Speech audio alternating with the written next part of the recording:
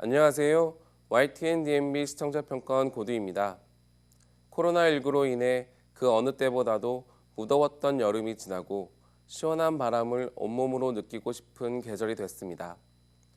뉴스 캠핑은 이런 시청자들의 마음을 대변하듯 전국 각지를 돌아가며 그 지역의 특색과 장점을 소개해주는 프로그램인데요. 지난 시간에는 경상북도 포항시로 시청자들을 안내했습니다.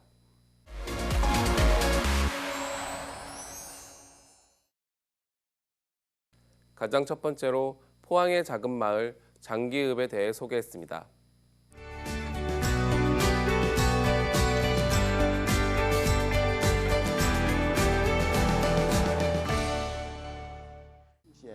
조선시대의 대표적 유배지로 우암 송시열, 다산 정약용과 같은 문인들이 유배되어 왔던 것을 하나의 문화로 발전시켜 마을을 조성했다고 설명했습니다.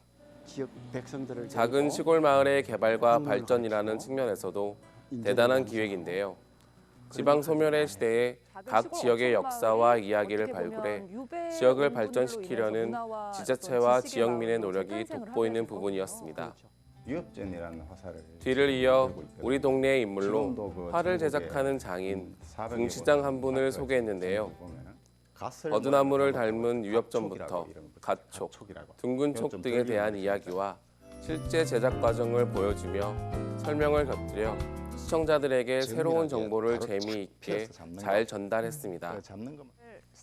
뉴스 캠핑은 진행자 한 사람이 해당 지역의 지자체장과의 인터뷰 형식을 차용해 지역의 명소, 장인, 자랑거리를 소개해주고 있는데요.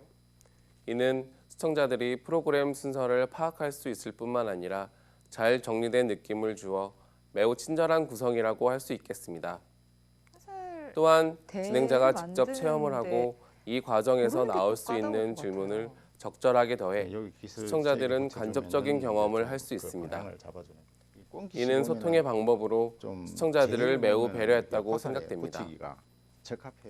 뉴스 캠핑 구성 중에 가장 좋다고 생각하는 것은 지역 주민들의 궁금증을 듣고 지자체장이 이에 대해 직접 답변을 해주는 주민터뷰 코너입니다. 이 코너는 해당 지역의 주민이라면 반드시 궁금했을 문제에 대해 시원하게 답을 제시하면서 양방향 커뮤니케이션의 좋은 예라고 볼 수 있습니다. 다만 질문의 종류와 답변의 정도를 잘 조절하여 중립을 지키는 게 중요할 것 같습니다. 즐길 거리에 대한 소개도 빼놓지 않았는데요.